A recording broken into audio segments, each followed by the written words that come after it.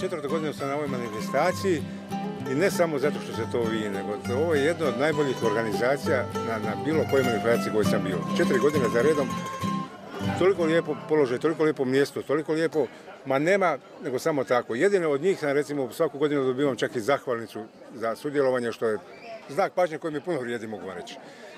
A što se tiče robe na štandu, imamo svoje proizvode. Med moj koji je već u ovom kraju daleko poznat, jako poznat. Ljudi više, jednom me jedan na Voksu pitao, kaže, je se kod tebe med može kupiti? Kaže, ili se mora naručiti u prije, kaže, je li ima za kupiti u slobodnoj prodaji?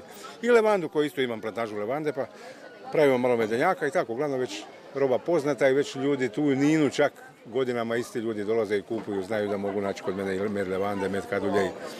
Samo tako, kažem, organizacija, manifestacija, vrhunski po svim pitanjima. Ovo je meni već, mislim, čini mi se jedno 4. ili 5. put na ovoj manifestaciji. Manifestacija kao manifestacija, mislim, je vrhunska. Zato što ono nema baš previše izlagača, tako da imamo priliku i dosta prodati toga. I ako ćemo gledati po prijašnjim godinama, ja sam relativno zadovoljan. Evo, vaša vina su posebna, znam da ne možete otkriti tajnu, međutim, da li ste došli do kupaca, da li ljudi vole piti aromatična vina? Da, i tekako, evo, vidjeli ste sami, probali ste i ostali ste iznenađeni. Tako isto reagiraju i kupci, pogotovo stranci, a međutim i domaći. Znači, obično reagiraju tako da kad probaju, misle da je to sve kao nešto drugo. I recimo, jedan od glavnih komentara je kao different, da je različito. I tako i je. Recimo, ja sam se potrudio da to stvarno bude različito od drugih, a za to su trebali opet mjeseci rada. Evo, koji liker po vama bi dobro išao uz šokol? U šokol ne idu likeri, gospodine dragi. U šokol ide prije šokola dobra rakija travarica s okusom lavande i nakon toga dobro vino. A kada završimo sa šokolom i stavimo na stol desert, znači kolač, onda možemo sve i jedan od ovih naših proizvoda kombinirati, a normalno da se zna da se najbolji su specijaliteti zadarski paraskino i šeribrandi. Da su to proizvodi koji idu u svaki kolač kao dopuna onom svemu, onoj ljepoti. Na manifestaciji smo 4. puta, dakle ljubaznošću i gostoprinstvom Turističke zajednice grada Nina i direktorice Marije Dejanović. Mi smo dobili priliku zapravo izravno se približiti vašim gostima i predstaviti neke druge dijelove Hrvatske. Ovo nije sajam, ali je zapravo efekt sajamsko-turistički, tako da je nama ovo praktična, jednostavna, izravni način da dođemo do naših potencijalnih gostiju i poznamo ih sa nekim drugim dijelovima Hrvatske.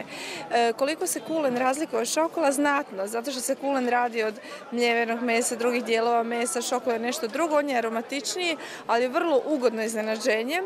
Iznimno ga volimo, vrlo je zanimljiv zapravo način kako se dolazi do njega. Moram reći da kada sam prvi put dobila poziv gospođe Dejanović za šokolijadu, mislila sam apsolutno da se radi o nekoj čokoladi. Mislim da je to dobra pozivnica, zapravo i intrigantna jedna stvar za mnoge koje zanima što je to šokol, ali iznimno je vrijedno da i turističke zajednice ili bilo koje druge institucije na ovako praktičan način promocijski izdignu zapravo iz nepoznate povijesti, nepoznateg nasljeđa jedan proizvod i vrate ga ponovno u život. U tom slučaju svake pohvale. Naš kulen nije nikada doživio takve amplitude u svom životu, on je uvijek tu negdje, ali evo možda mi negdje otkrijemo nekakav zaboravljeni recept od još nekog dijela mesa koji je neiskorišten. Pa mi smo već par godina ovdje prisutni i vjerujem da ne bi bili sad i ove godine ovdje da nismo zadovoljni bili i dosta. Dakle, manifestacija je sama posebno specifična za ovaj kraj, a nekako se dobro uklopilo da se evo neki drugi kraj Hrvatske uvijek ovdje prezentira i mi smo naravno zadovoljni jer to je jedan drugi način kako vršimo promociju i način da upotpunimo možda i sadržaj ove manifestacije jer donosimo nešto drugo, tako da naravno da smo zadovoljni i vjerujem da ćemo to i nastaviti. Suradnja sa turističkom zajednicom grada Nina je odlična i vjerujem da će tako i ostati.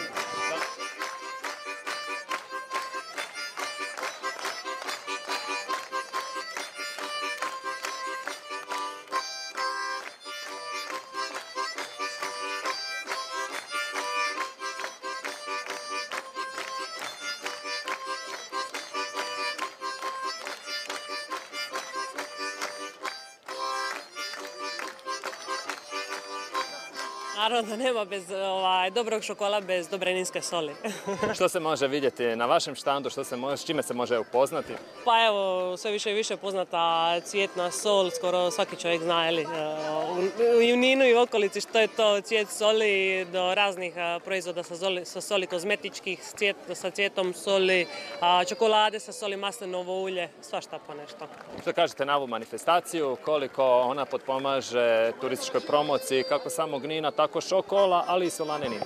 Pa svakako da je to hvale vrijedna manifestacija koja je postala poznata i u našoj okolici, ali mislim da i u cijeloj Hrvatskoj, i jako je dobro zato što se tu promovira ninski šokol jer je autohtoni naš proizvod, a kroz to i svaki ima nešto svoje za promovirati, tako i Solana svoje zanimljive proizvode. I ove godine među prijavljenim kandidatima vladala je ozbiljna i jaka konkurencija.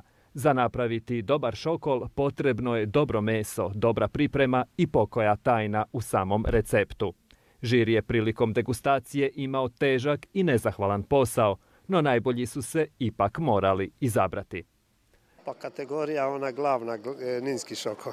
Znači, je konkurencija i najjača. Konkurencija najjača, najjači igrači i eto, to je uspjeh mene, moje obitelji. Isto tako čestitam kolegici koja je osvojila isto prvo mjesto sa mnom i kažem super je, osjećaj je izvrstan, tako da eto, ne mogu ništa drugo reći nego nastavljamo dalje. Evo koja je tajna dobrog šokola? Pa tajna dobrog šokola je u sirovini, začinima koje upotrebljavamo, vremenski uvjeti i puno rada. Vi ste to sve zadovoljni? Druge tajne ne. Pa nismo baš zadovoljni, ove godine smo izuzetno nezadovoljni klimom koja nas je pratila, tako da eto, nismo mogli se upustiti u nešto veću proizvodnju i to je jedini problem ove godine bio. Evo, da li je za dobar šokol potrebno dobro meso ili dobar pac, dobra priprema u kojem šokol stoji? Pa sve mora biti dobro, znači meso je na prvom mjestu, a ostalo uvjete. Ono što stavljamo u šokol, tu ne uvjetujemo, ali tu možemo uvjetovati, ali na vrijeme ne možemo uvjetovati, tako da eto, jednostavno priroda čini svoje, a ovu godinu nas nije mazila i to je to. A taj šokol je nastao, mi smo to već inače stariji učesniki tu u šokoljadi, ima 5. godinu smo mi tu redovno učesnici. I tako, mi smo inače prvo kući isto to radili. Zapravo ja sam tu došla u Privlaku prije 12 godina, ja sam tu naučila raditi šokol.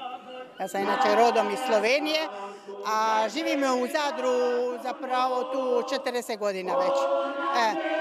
I naučila sam se u Privlaci napraviti šokole i tako, evo, dogodilo se da su dobri. Što za vas znači ova nagrada? Pa puno mi znači, to je znači jedan priznanje rada i da to mi daje poticaj da još bolje i više ulažem sebe i svoje znanje u to, da pokušavam svaku godinu sve to bolje iskoristiti i poboljšati kvalitetu toga. Da je šokol izvanredna mesna delicija potvrđuje i činjenica kako se o njegovom opojnom i osebujnom okusu nadaleko priča. A iako se godišnje proizvede u malim količinama, ovisno od domaćinstva do domaćinstva, svoju reputaciju izvrsnosti šokol je raširio diljem svijeta, pa tako i do Poljske, otkuda već zadnjih 5 godina, upravo zbog ovog specijaliteta, u Nin dolazi i jedan Poljak. Mi se uvijek gledam na pozornici Klape i mislim da lani je bila nastup plesne grupe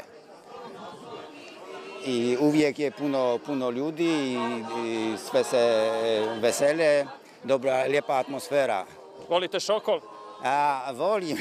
Volim šokol i rado bih ga kupio. Nema sumnje kako je upravo ova manifestacija obogatila turističku ponudu grada Nina, no to ujedno nije jedina okosnica ninskog turizma. Mnogo je razloga za posjetiti ovaj izniman gradić, jer osim u Šokolu, u Ninu se može uživati i u čistom moru, predivnim plažama, ali i u bogatoj kulturnoj i prirodnoj baštini. No tu nije kraj, jer iz turističke zajednice ovoga grada spremaju nešto i za jesenske dane. Šokolijada je u Ninu najznačajnija manifestacija, izuzetno je značajna stanovnicima, ali isto tako i turističkim radnicima i moram vam reći da na bazi Šokola planiramo i razvijamo jednu jesensku manifestaciju. Nećemo još otkriti detalje, ali vjerujem da će biti jednako popularna kao i Šokolijada. Ako do sada niste imali priliku kušati šokol, pravo je vrijeme da posjetite Nin. Jer osim u dobroj hrani, u ovom gradu pronaći ćete sve što vam je potrebno za jedan lijepi, ugodni i opušteni godišnji odmor.